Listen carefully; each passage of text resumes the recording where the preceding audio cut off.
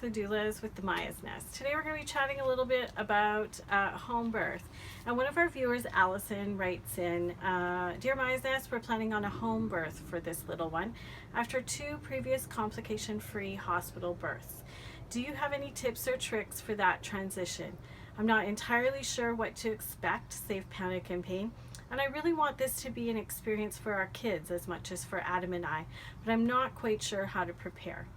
So the first thing to think about, Allison, is to build your nest. The nice thing about a home birth is that you can really set up the environment with things that are comforting to you. Things like choosing your team, lighting, comforting smells, and if you want a birth pool or not, things like that. Your home is a safe, familiar environment, and that alone is going to reduce both pain and panic for you. Your doula and your midwife can give you a short list of items, practical essentials, towels, face cloths, sheets, etc. to have on hand for yourself.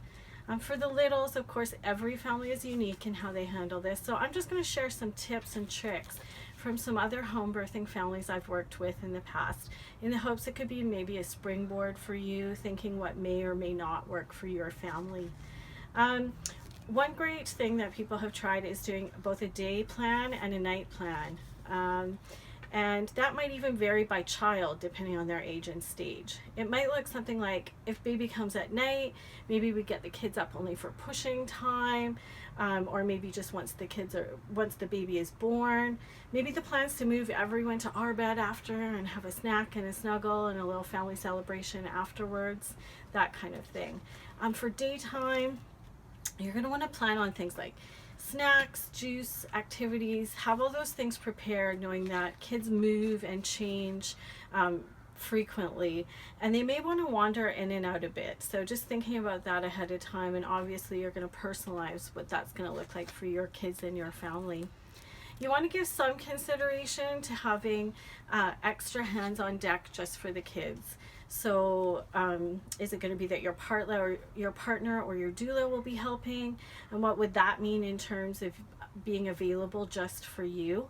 I was at a birth recently where an auntie was there just for extra support for the toddler sibling, and it was really helpful, although dad was of course available for reassuring snuggles and things like that.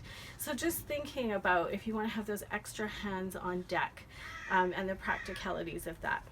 Often little ones, they like to help, and that can vary from either having little jobs in mind prepared ahead so you don't have to think about it at the time, to letting them rub your back or hold a cool cloth for you, or just being open to inviting them in to help as any spontaneous moment arrives.